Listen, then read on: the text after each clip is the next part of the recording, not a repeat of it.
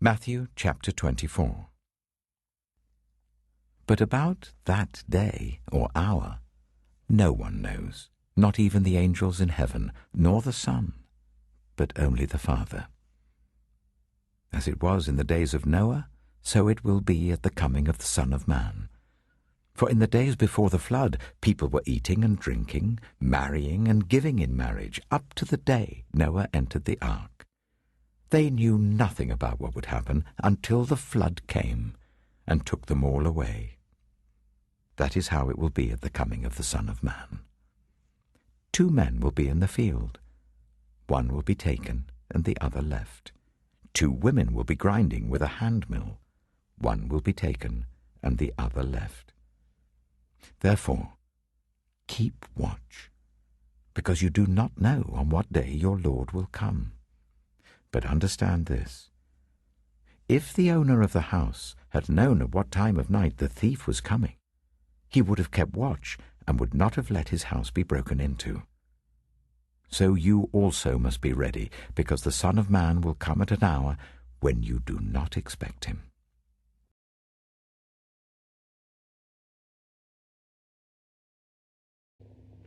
I got a couple of hamburgers the other day and only ate one. I put the other in the fridge and made a family announcement. This burger is mine. Do not eat it. Of all the hardships I had to face the next day, none was more exciting than the simple act of waiting and looking forward to eating that hamburger when I got home. The idea of waiting for that hamburger made it more sensational.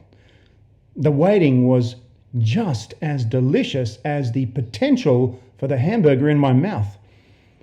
Oh, from those heights did I plummet. When I got home, can you imagine my despair when I looked in the fridge to find an empty plate? It was like all the pleasure that I gained from the anticipation was drained from me. In that moment, the empty plate reached into me and snatched all the joy away. In the place of deliciousness was left only emptiness. At least I had that day of anticipation and the joy of looking forward to that hamburger. Have you ever really looked forward to something? Remember how it felt while you waited. I have been asked many times in my life, what is a Christian? There are certainly many ways that you could answer that question. None of my answers involve hamburgers, by the way. Because most people around us now do not know anything about the Bible or the gospel or even Christianity, it is important for you to be able to answer, what is a Christian? I advise that you have an answer ready that is simple, direct, and allows people who have never heard anything like it to begin to understand. Here is the answer I give these days. A Christian is someone who does what Jesus does. Unless he is giving an instruction, then a Christian is someone who does what Jesus says. When I'm asked, why would I do what Jesus does and says, I follow up with this. There are many ways that you can live your life. There is only one way that gives anticipation and the joy of looking forward to something that matters. Of course, the Christian view of what matters is very different to those that do not know God. Ask a Christian what matters and they will tell you God matters most. Ask anyone else what matters and you will get as many answers as you do people you ask. Some might even say hamburgers matters most. It is because God matters most to the Christian that we can hear Jesus' teaching and understand him. If what he is saying is difficult, we know it is worth it. Why? Because we are looking forward to something that matters. Quite possibly one of the most difficult things to understand that Jesus taught was about the judgment of God. For the Christian, to whom God matters most, we look forward to judgment. We joyfully anticipate God judging us. We are also proud of the God who will right the wrongs of history. If God does not matter most to you, then his judgment is probably like the school bully or the overbearing father, which is how the media and people share and hate the idea of judgment. The way Jesus speaks to us about judgment involves anticipation and the joy of looking forward to something that matters. Jesus speaks to us about judgment more like a justice commissioner who has seen the injustice of the world and is coming to right wrongs. Why does God matter most? Because in the end, all things are run through his judgment, including you. What is a Christian? You could answer it like this also. A Christian is someone who follows Jesus because he has taken God's judgment of me on himself. I am looking forward to God's judgment. The anticipation of God's judgment brings me joy. I like to tell people that if you matter to yourself, then God's judgment of you should matter. It is with this idea that God's judgment matters that Jesus says, "But about that day or hour no one knows, not even the angels in heaven, nor the Son, but only the Father." Jesus is not talking about the hamburger, he is talking about the waiting for it. Because God's judgment matters so much to the Christian, the anticipation of it actually is a source of great joy. If God does not matter most to you, then I can be quite sure you will get frustrated by not knowing when God's final judgment will be, or you simply will not care. Let me backtrack just a little so that we are all understanding what Jesus is talking about here. Jesus says the second coming of the Son of Man, that is him, will be an unmistakable event, like lightning that comes from the east and invisible in the west. He comes to judge. The second coming of Jesus is meant to be the final and eternal judgment by God of people from all places and from all history. The result will be the forgiveness of some and the punishment of others. This marks the moment when all the wrongs of history are made right with the ultimate justice, and the world gets a fresh start, physically and historically. These ideas are found in all the Gospels, but particularly here in Matthew. We say in our Nicene Creed, "He, Jesus, shall come again in glory to judge the living and the dead, and his kingdom will have no end." We get this from 1 Corinthians 15:23. God is waiting to send Jesus back because he is giving all people as much time as possible to follow Jesus before this judgment. 2 Peter 3:8 and 9 says, "But do not forget this one thing, dear friends. With the Lord, a day is like 1,000 years, and 1,000 years are like a day. The Lord is not slow in keeping his promise, as some understand slowness. Instead, he is patient with you, not wanting anyone to perish, but everyone to come to repentance." Even though we might understand judgment, it can be hard waiting. When times are tough, Christians have often set dates to when God would return, almost always saying that he will return in their lifetime. In Matthew 24:36-44, Jesus insists that we cannot know it, and we should not try to know it. He wants us to know it will be unexpected, so we must be prepared.